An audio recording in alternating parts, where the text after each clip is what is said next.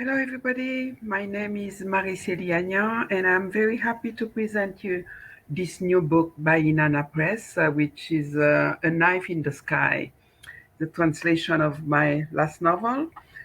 Uh, this is a book I consider as the book of fear and silence. It was inspired by the story of a journalist in Haiti, a woman journalist named Yvonne Hakim-Rempel.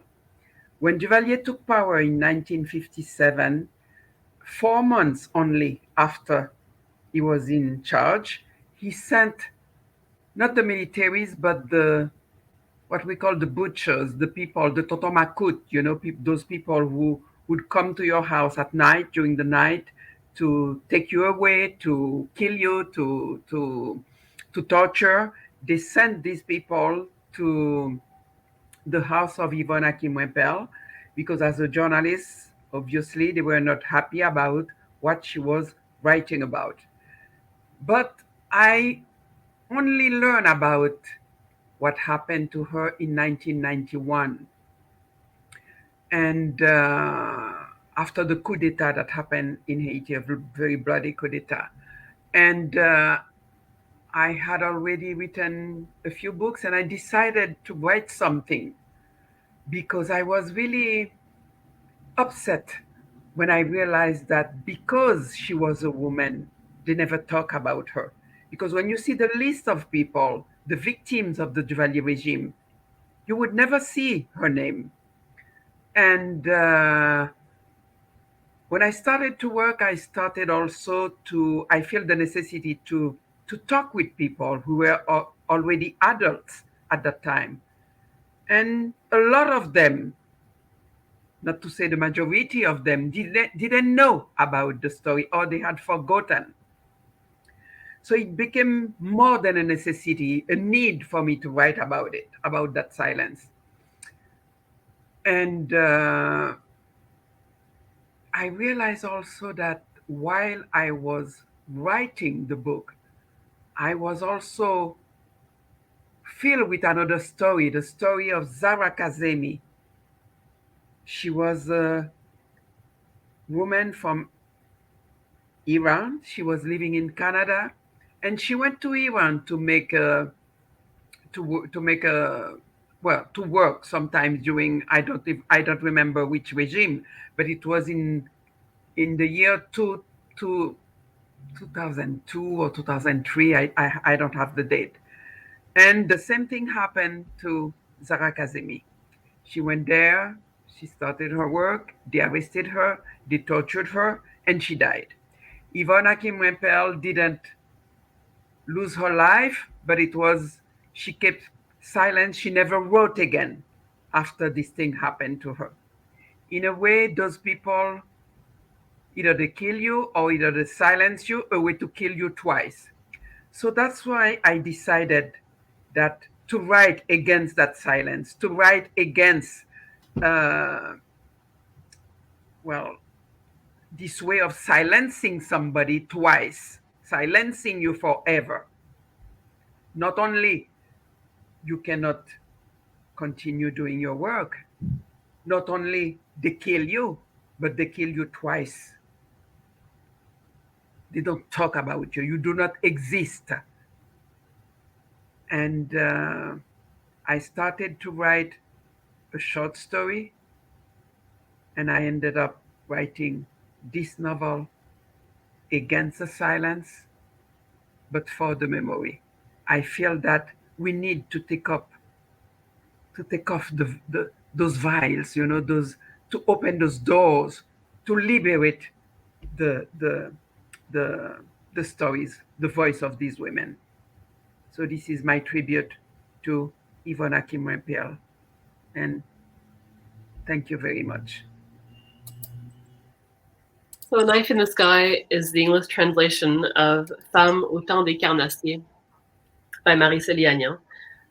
The carnassiers in the title and throughout the book are the tonton makut, are the butchers, the henchmen of Duvalier. who were tasked with quelling dissent. They were tasked with disappearances and kidnappings, tortures, murders, including of Yvonne Raquin-Rappel, who inspires the character Mika in the novel. The book's divided into two parts. The first part takes place in Port-au-Prince in the late 50s, and the second part takes place in Spain and focuses on Mika's granddaughter as she returns when the second Duvalier regime is falling. The section I'm going to read focuses on a woman called Tante. She's Mika's aunt and the woman who raised her when her mother died very young. And she's this woman, she's a force. She's an incredibly strong woman. And by this point in her life, she's very old and she has nothing left to lose. And increasingly, she's retreating in her dreams, in her dream world, as a safe place to enact revenge and a safe place to make the claims that she feels she wants to make, including of the colonel in this section that she speaks with to try to get back the son of one of her good friends, Jeanne, who was taken by the Macoute, who was kidnapped, and who in some sense stands in for all the lost children of that regime. This is Mika speaking and referring to her Aunt Bay. I spent a terrible night on the phone with Bay, trying in vain to calm her down. She refused to go to bed until she had told me about her imaginary escapade to Dessalines barracks, and she was crying so hard that Hortense had to call me. I begged Bay to wait until the next day. We could talk tomorrow, go back to bed, but she was adamant, and I had to hear the disconcertingly precise details of her supposed visit to the colonel. I turned the handle and slowly pushed open the door to the vestibule. Holding my breath, I stopped, listened. I walked into a large room full of desks. I looked around and saw something that looked like a machete leaning against an old cabinet. I tiptoed over and took the machete without hesitating for a second, but I realized the weapon was much too heavy. It would have been of no use to me. I opened another door. The colonel was there. I swear he was afraid because he saw I was so determined. I said to him, "Listen, Colonel, from here, from where I stand, here on the far shore of life, all the landscapes blur into one. But I know how to spot the monsters. They have the law on their side. They feel powerful. They walk around in broad daylight with their faces uncovered. Some choose crime, and that's their business. I am not here to negotiate for the redemption of hardened men, nor to plead for the redemption of a barren conscience.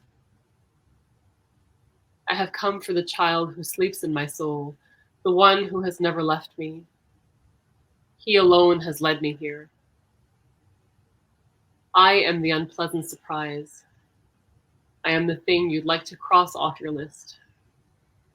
But it won't work, Colonel. At my age, I can be whatever I want to be because I'm no longer really here. These are not my own words. This is the language of the great hourglass. I am not of your world, Colonel. In my world, there is no such thing as destiny. There's no apprehension, no pretense. That's why I was able to drag myself here, in search of the child your men took away in the Black Vauxhall. We are waiting for him, Jeanne and I, before we go. You see, we have both already crossed over. I have come, Colonel, Bay went on, only to tell you that I have already suffered all the abuse. I have known all the pain and overcome it. I have fought all the wars. As I stand before you, I have nothing more to lose. I have sold everything, bought everything. My bags are packed. I am only waiting for the return of the child.